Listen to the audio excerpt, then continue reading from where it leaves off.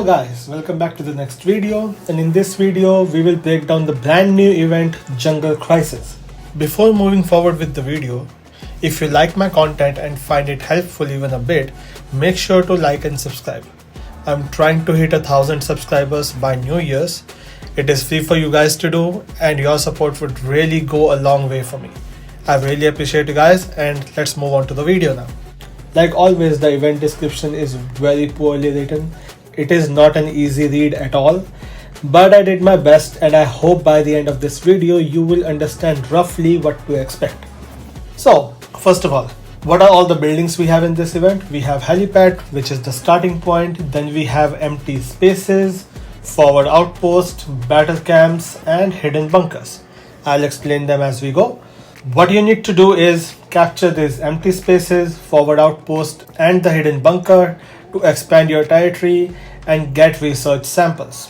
Alliances with most research samples will win. Research samples, you can take it as the coins that we get in Island Raid and in Archipelago Raid. To build, you require stones. They are like cement that we know of. You get them from scavenging the abandoned stone quarries. Basically, you have to gather stone, and like you collect cement and resources from warehouse in Archipelago Raid. This is more or less like that. In the new battlefield element, you can see a little more in details over here. You have 3 levels of these abandoned quarries. Level 1, 2 and 3, and scavenging stones will deplete them, but they won't disappear. They will slowly recover their stones over time, and the higher the level of quarry, the slower the recovery will be.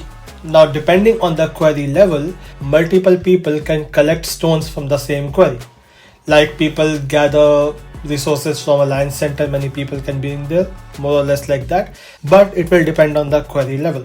Now, if you cancel the scavenging, you will lose 70% of the collected stones. So it sounds like once you send your squad to gather, you cannot recall them until you finish gathering, which is weird, but it's there.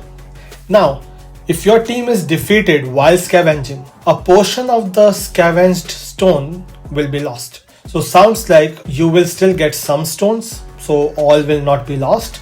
And in short, send your combat unit to gather stones. And more about this will come in a bit. Let's go back. Now we have hidden bunkers and forward posts that will be available over time. So it's like they will have an opening time. And you have battle camps that are scattered around forward outposts to allow quick squad deployment to fight. So it sounds like a tower in which you can put your squads so you can then deploy them from there. Now this is tied down to something very weird in the notes section. I'll mention that later. Now let's check the new battlefield elements. First of all, combat team. Now this is a 3-hero team and does look like in an arena format. But I hope battles are not in arena format in this whole event. That would be weird. But let's move forward. Rally charge. Commanders can issue rally charge command against hidden bunkers and forward outposts, which will rally the combat team of other alliance members at the same location to take what the heck. This is still one sentence. Very weird. Let me start from the beginning. I lost track. Commanders can issue rally charge command against hidden bunkers and forward outposts, which will rally the combat teams of other alliance members at the same location to take action against the target point at the same time. Okay. In short, in rally charge, this will rally the combat teams of other alliance members, which is obvious, that are at the same location, as known as target point. Now they say take action. Remember this statement because it's gonna come a little bit later. There is a significance to this. Now all players who join rally charge will enjoy a percentage of attribute bonus from the initiator.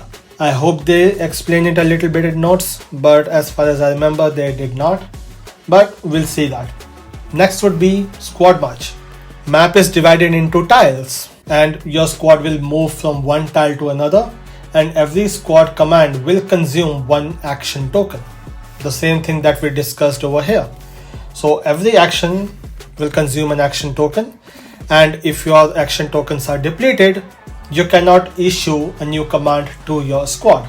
So one thing to note, they don't mention if the action token will replenish over time or not anywhere in this event notes. Secondly, it doesn't sound like you can freely move your squads like we usually do in all the events so far. And if you want to march somewhere, make sure you have a clear intent of what you want to do when you consume your action token.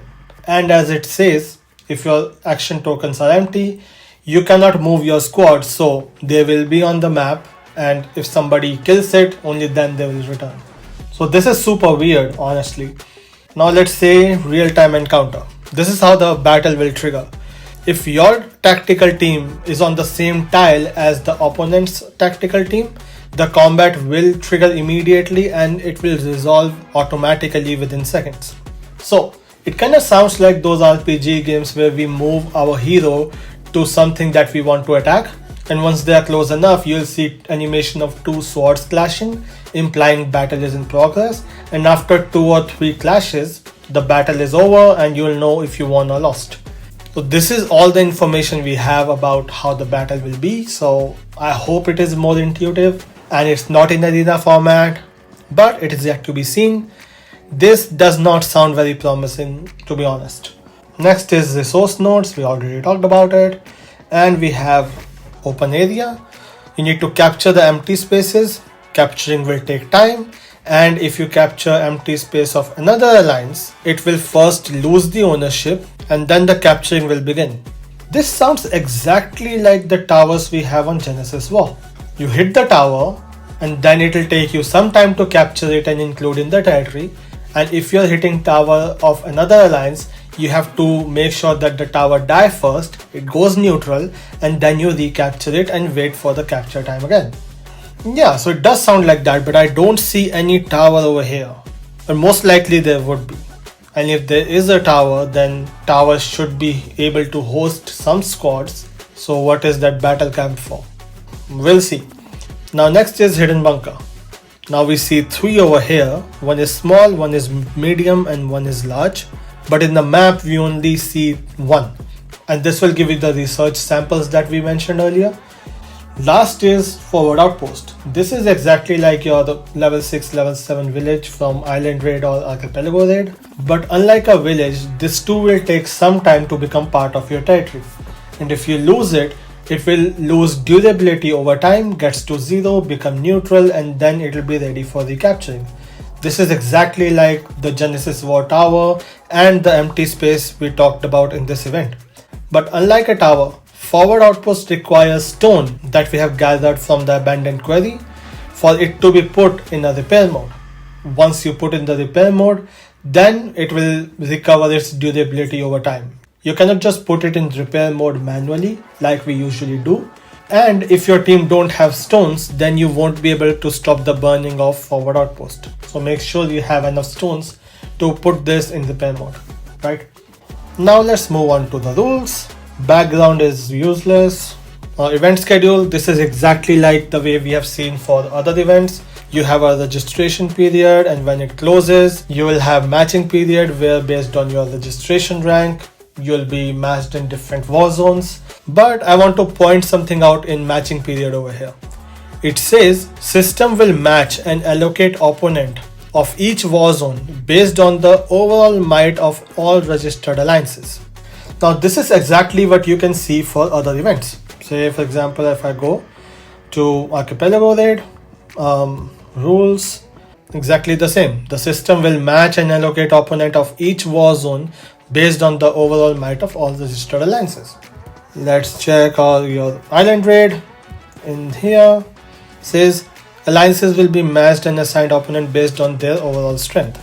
Basically the same thing that they're saying.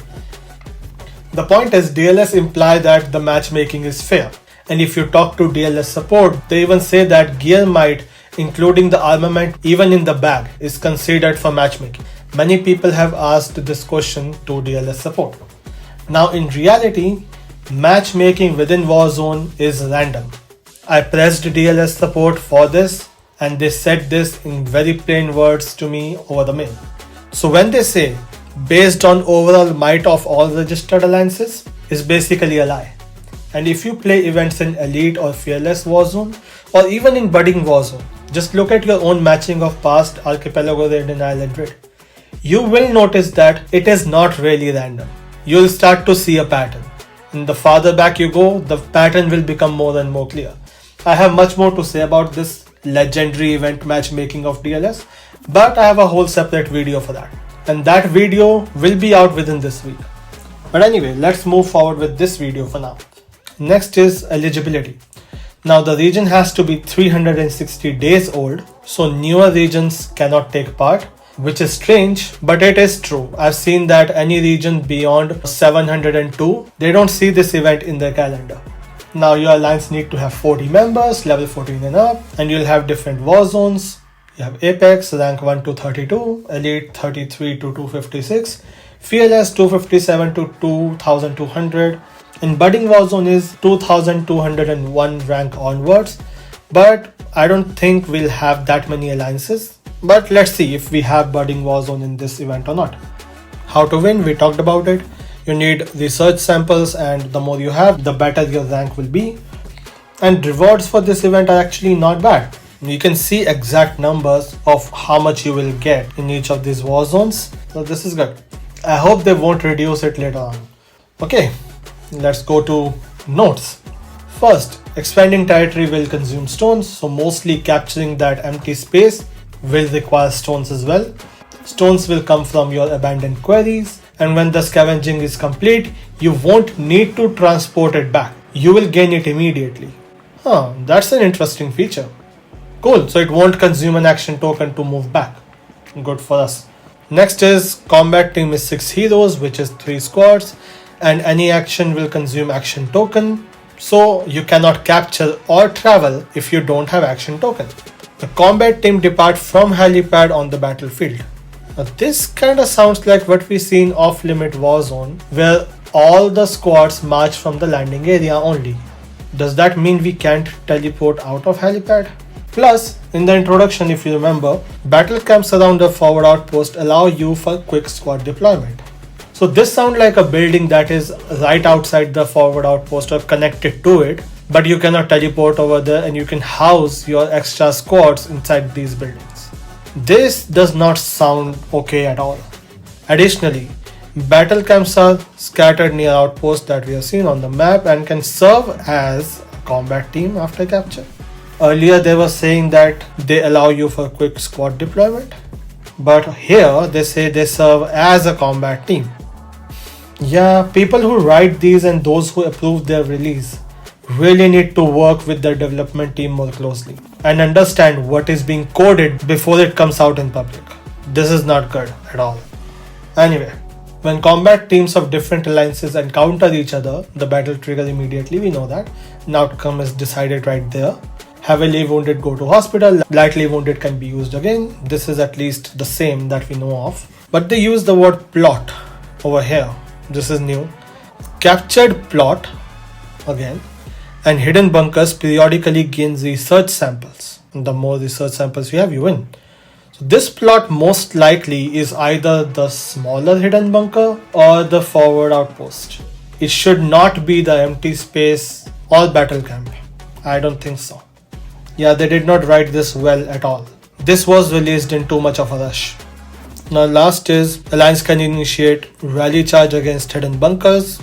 It doesn't say forward outpost, but they do that in introduction, so I hope it is both. Alliance members can deploy combat unit to join, we know that part. All combat teams that join rally charge will receive a percentage of attribute bonus from the initiator. Again, this is written very vaguely. They don't explain much about it, so I would recommend rally leaders of each alliance to initiate rally charge since they have good percentage attribute for rallies, so that is a safe bet. Also, they did not mention the consumption of action token, but they mentioned that in the new battlefield elements. So most likely joining rally charge will consume action token. I hope it won't, but most likely it will. And the last thing is, after the rally charge is initiated, no additional combat team can be deployed to join. So we cannot refresh rally squads. This is also very weird. Anyway, this is the last statement of the introduction of the event, and This is truly a brand new event, at least from the combat style perspective. Map looks exactly like what we see on Island Raid, and we only see one large hidden bunker but no smaller ones. So this is all the information they gave us. Most likely this is a test run for the new battle style they're gonna use in their next championship, and so far it looks like everybody will be winner yet again. Won't that be awesome? But jokes aside, like I did for off-limit exploration, I will record the first match of this event and post it with my take on this event's gameplay. And with this, I really appreciate you guys for watching my video, and I'll see you guys in the next video really soon.